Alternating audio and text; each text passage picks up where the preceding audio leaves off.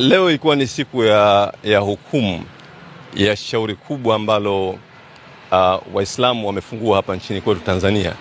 Ilikuwa ni shauri la kikatiba ambalo limefunguliwa mwaka 2024, na katika shauri hili Waislamu walikuwa wameshtaki mamlaka tatu za serikali ambazo ilikuwa ni RITA, msajili, wizara ya mambo ya ndani, mwanasheria mkuu wa serikali.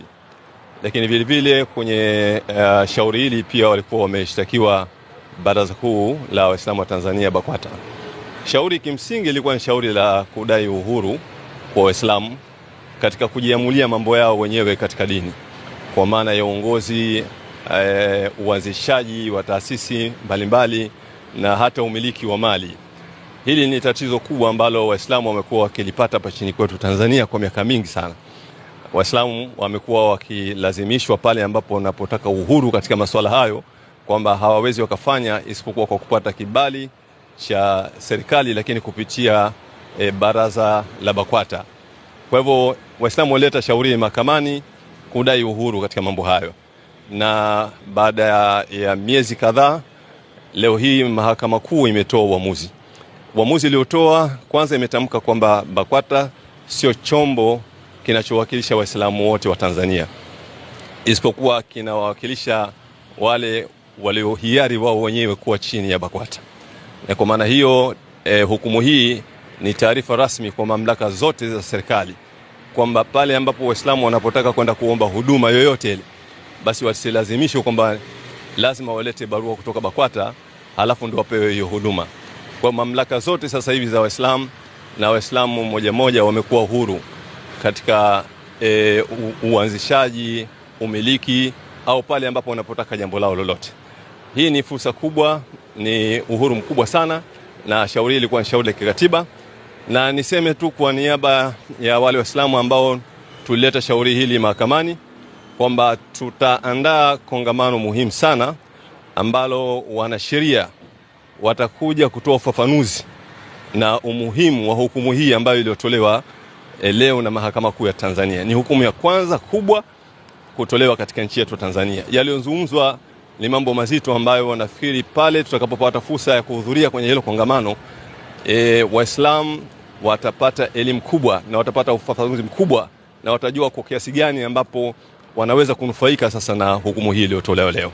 Kwa hivyo niseme kwamba kwa sisi ambao tulioleta shauri hili kwa niaba ya Waislamu tumewakilisha vizuri, na tunashukuru sana kwa namna ambavyo shauri hili limemalizika. Alhamdulillah. Tunapeana mikono. Alhamdulillah. Allahu Akbar.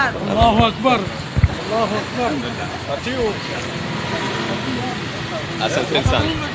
Wamefafanua majaji kuonyesha kwamba BAKWATA sio baraza la Waislamu wote, isipokuwa ni wale Waislamu ambao wametajwa ndani ya katiba yenyewe BAKWATA, ambao hao ni Shafi na Sunni wal Jamaa, ndio walivyotajwa wao kwenye katiba ya BAKWATA.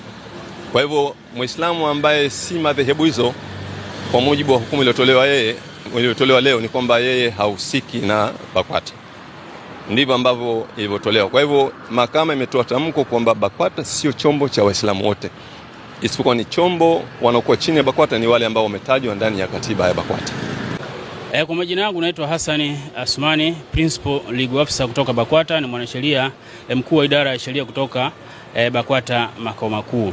Tolewa uamuzi na maamuzi tunashukuru yamekuwa ni mazuri ambayo yameridhisha pande zote. Ni jambo moja tu ningependa kuliweka sawa, lisije likapotoshwa, ni kwamba wadai walikuwa na madai takriban kama 5 hivi, lakini madai yote yameonekana si madai ya msingi kwa mujibu wa sheria, na dai moja linaonekana ni sahihi, ile ambalo linasema mahakama imesema, na sisi tunakubaliana ni kweli.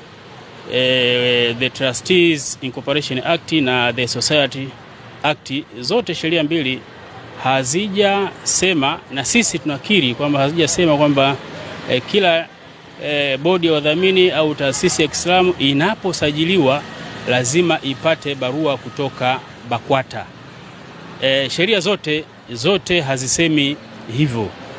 Sheria zote zinasemi hivyo, na sisi tunajua hilo, na pengine ilikuwa tu ni ile goodwill ya taasisi yetu ya BAKWATA, ile sifa njema na kongwe ya BAKWATA kuziagiza taasisi zinazotaka kusajiliwa kwamba unajua hii introduction letter anatakiwa aitoe mtu anayekujua.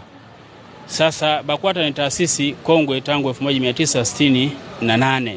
Kwa hiyo ilikuwa kama ni mazoea tu kwamba kalete barua kutoka BAKWATA, lakini si takwa la sheria kama ambavyo Mahakama Kuu imeliona. Kwa hiyo waleta maombi wamefeli katika madai yao mengine yote manne isipokuwa hilo moja ambao na sisi tunaona ni sahihi kabisa. Haya yalikuwa ni mazoea tu, yalikuwa yakifanywa na mjibu maombi wa kwanza na wa pili.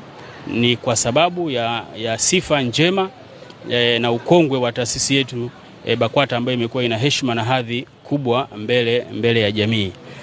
Kwa hilo ningependa liwekwe sawasawa, yasije kazuka tu kwamba tumeibwaga BAKWATA, tumeibwaga. Hapa sio habari ya kubwagwa wala kubwagana.